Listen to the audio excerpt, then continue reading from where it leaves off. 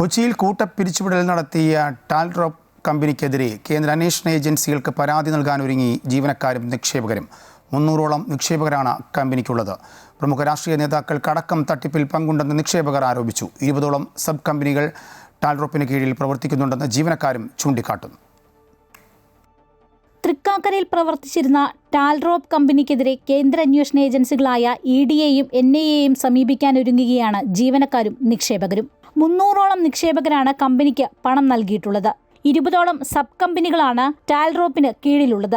ഇതിൽ techie park എന്ന കമ്പനിയുടെ പേരിലാണ് പല നിക്ഷേപങ്ങളും നടന്നിട്ടുള്ളത്.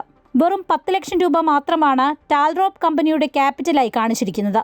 എന്നാൽ കമ്പനിയുമായി ബന്ധപ്പെട്ട സാമ്പത്തിക രേഖകൾ ഒന്നും കൃത്യമല്ലെന്ന് നിക്ഷേപകർ ചൂണ്ടിക്കാട്ടുന്നു.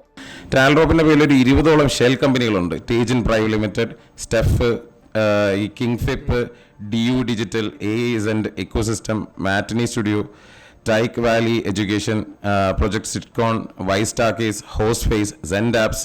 ടാൽഡ്രോപ്പിന്റെ നിക്ഷേപകരിൽ ഭൂരിഭാഗവും സാധാരണക്കാരാണ്. അവർക്കൊന്നും തന്നെ പണം തിരികെ ലഭിച്ചിട്ടില്ല. വമ്പന്മാരിൽ പലരും കള്ളപ്പണ ഇടപാടുകൾ നടത്തിയിട്ടുണ്ടാകാമെന്നാണ് ഒരു വിഭാഗം നിക്ഷേപകരുടെ കണക്കുകൂട്ടൽ. പല രാഷ്ട്രീയ നേതാക്കൾക്കും ഇതിൽ പങ്കുണ്ടെന്നും ഇവർ ആരോപിക്കുന്നു. ഉൾപ്പെട്ടിട്ടുണ്ട്. പിന്നെ അത് ഇപ്പോൾ നിലവിൽ പൂക്കിയായത് കാരണം നമ്മളൊന്നും പറയുന്നില്ല. പക്ഷേ ഒന്നും പറയുന്നില്ല.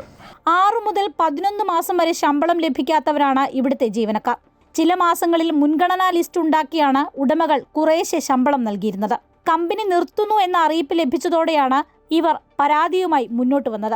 2025 ഒക്ടോബറിൽ കൊച്ചിയിൽ വെച്ചിട്ട് ടാൽഡ്രോപ്പിൻ്റെ 10ാമത്തെ ആനിവേഴ്സറി നടക്കുന്നത്.